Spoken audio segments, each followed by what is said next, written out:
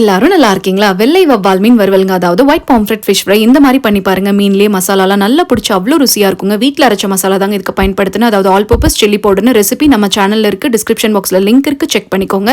So அது 5 table spoon, 1 table spoon Kashmiri chilli, 1 table spoon cornflour மாவு, 1/2 மூடி எலுமிச்சை சாறு, தேவைக்கேற்ப உப்பு, கொஞ்சம் எண்ணெய், 1 டேபிள் ஸ்பூன் இஞ்சி பூண்டு பேஸ்ட், கொஞ்சம் கொத்தமல்லி சேர்த்து லைட்டாக தண்ணி ஊற்றிக்கோங்க. கெட்டியாக அந்த மாதிரி கலக்கி எடுத்துக்கோங்க. இந்த வவ்வால் மீனை இந்த மாதிரி கட் பண்ணி வாங்கலாம், இல்லாட்டி முழு மீனாக கூட பயன்படுத்தலாங்க. உப்பு மஞ்சள் போட்டு கழுவி வச்சிருக்கேங்க. அது ஒரு பாத்திரத்தில் எடுத்துக்கலாம். மசாலாவை சேருங்க. தண்ணி எதுவும் சேர்த்தாம நல்லா பரட்டி 1/2 மணி நேரம் ஊற வச்சிடுங்க.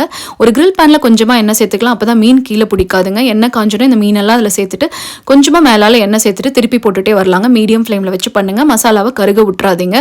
இந்த கலரில் மசாலா ஆனோன்னா நம்மளோட வவ்வால் மீன் வறுவல் ரெடிங்க. பாருங்கள், பார்க்கவே எச்சி ஊறுதுலங்க. அடுத்த மீன் வறுக்கிறதுக்கு முன்னாடி இந்த பேனை நல்லா தொடச்சிட்டு அதுக்கப்புறம் வறுக்க ஆரம்பிங்க. இந்த 1 நிமிஷம் வீடியோவில் இந்த வீட்டில் அரைச்ச மசாலா என்னால் கவர் பண்ண முடியலங்க. ஆனால் லிங்க் டிஸ்கிரிப்ஷன் பாக்ஸில் இருக்குது. கண்டிப்பாக அதை ட்ரை பண்ணுங்க. கூடயே இந்த ஃபிஷ் ஃப்ரையும் ட்ரை பண்ணி பாருங்கள். ரொம்ப நல்லாயிருக்கும். தேங்க்ஸ் ஃபார் வாட்சிங்.